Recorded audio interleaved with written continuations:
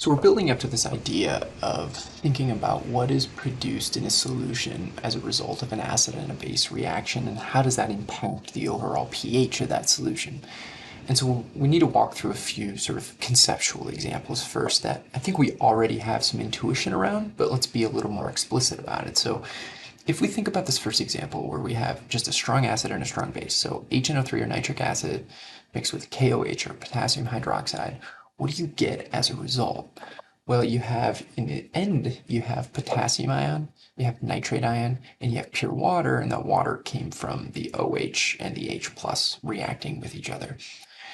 And so the general takeaway when you have a strong acid or strong base is that you have essentially a neutral solution, neutral meaning pH of 7. And that's because the products of this reaction are all very weak acids or bases. So K plus, nitrate, these are very, very weak acids and bases, and then you have pure water. So we often categorize a strong acid plus a strong base as producing a salt in water, and that's because this could be considered a salt. A salt is really any electrostatic positive, negative ion attraction in water, and so we consider that result to be neutral. But not all acid-base reactions produce neutral solutions, because in some cases you may end up with an ion that's a product that itself is acidic or basic, which means the final pH is not 7. So let's consider the second example where we have a strong acid, same as before, HNO3, but this time we're adding that to a weak base. So commonly we've used NH3 or ammonia. What does that produce in this system?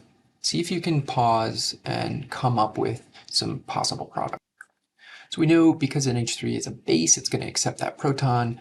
HNO3 is going to liberate that proton, and so you're going to be left with the ammonium ion and nitrate. And so for us to understand what the pH of the system is at the end of this reaction, we need to understand what's in solution. So let's just imagine we added equal amounts of both of these things, so they reacted, and we produced this. So now we have a beaker with ammonium and nitrate.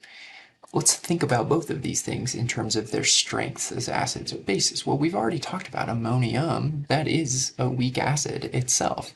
And so it can donate that proton to water, which if it does, it's going to render a solution that is not neutral.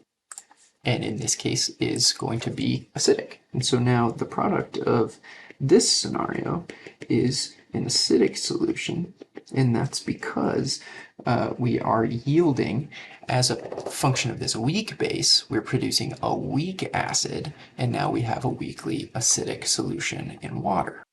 So let's consider the final scenario here then. We have a weak acid plus a strong base. And let's use HF as our weak acid example and go back to KOH, which was our original strong base, and see if you can pause the video and come up with some possible products here. So we know the base is going to want to grab that H off of HF, and so you're going to make water like that, and you're going to be left over with the potassium ion and the fluoride ion. But sort of similar logic to the second example where we had the weak base here, and the weak base formed a weak acid as its conjugate. The same is going to be true with this weak acid. The conjugate base of this is still a weak base, and so we're going to be left with fluoride over here. That's a weak base, water, and potassium, which is just a neutral salt. And so the result of a weak acid plus a strong base then is going to be a weakly basic solution. All of these things are sort of just developing conceptual intuition around these ideas, because of course we're going to want to add a little bit of quantitative capacity here where we know the actual Ks of these systems and we can predict what the actual pH of the resulting system will be, which is what we're going to build on going forward. The major takeaway point here is when you have acid-base reactions like we do here, so now we're not talking about purely an acid or a base in water, we're actually talking about an acid reacting with a base, depending on the relative strengths here.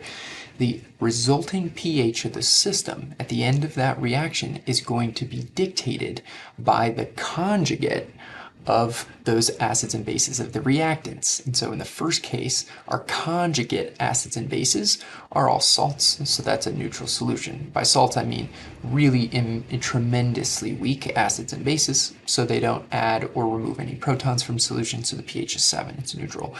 In the strong acid weak base case, the conjugate acid of the weak base dictates the acidity, so we have pH less than 7 of that resulting solution.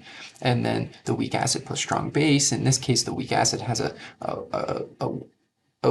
weak base conjugate, which means that the overall solution pH is basic or greater than 7.